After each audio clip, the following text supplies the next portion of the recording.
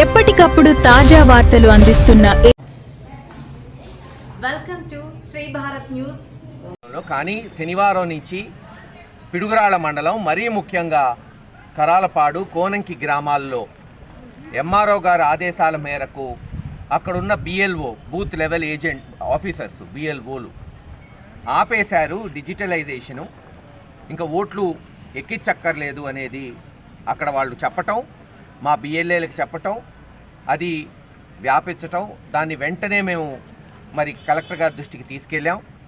ఇది తప్పు. ఎందుకంటే 14వ తేదీ రేపు రాత్రి వరకు ఓట్లు ఎన్యూమరేట్ చేసుకొని దాన్ని డిజిటలైజ్ చేయడానికి ఎలక్షన్ కమిషన్ అవకాశం ఇచ్చింది. 3 రోజుల ముందు ఆపటం అంటే ఇది రాజకీయంగా అనేక పుకార్లకి అవకాశం ఇస్తుంది. కావాలని కొన్ని వైఎస్ఆర్సీపీ ఓట్లు చారణీకండా చేయడానికి ప్రయత్నాలు జరుగుతుందేమో అని అనుమానం రేకెత్తిస్తుంది. దీన్ని వదిలిపెట్టమని వెంటనే పిటిషన్ పెట్టాం ఎలక్షన్ కమిషన్కి. కాపీ కలెక్టర్ గారికి ఇచ్చాం. కలెక్టర్ గారు కూడా వెంటనే స్పందించి ఆర్డీఓ గారిని ఎంఆర్ఓ గారిని పిలిపించారు. మా ముందే వాళ్ళతో మాట్లాడారు. వాళ్ళు కూడా అలా చెప్పలేదు సార్, ఎక్కడో మిస్ఇన్ఫర్మేషన్ వచ్చిందేమో, మేము ఇప్పుడే ఆ బిఎల్ఓలకు చెప్తాం. కరాల్పాడు కోనంకిలో కూడా రేపు రాత్రి వరకు బిఎల్ఓలు ఉంటారు. ఏ ఓట్లు నిజమైన ఓట్లు ఉంటాయో అవన్నీ కూడా చేరేటట్టు చేస్తారని హామీ ఇచ్చారు. ఖచ్చితంగా అది జరిగేటట్టు చర్యలు చేపడతాం.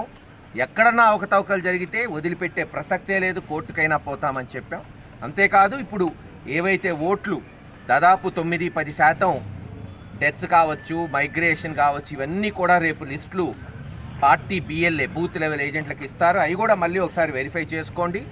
దాంట్లో ఏమన్నా ఇంకా చేర్పించాల్సిన ఓట్లుంటే అవి కూడా సహకరిస్తామని కలెక్టర్ గారు ఆర్డీఓ గారు హామీ ఇచ్చారు. అదే ఈరోజు చెప్తున్నాం.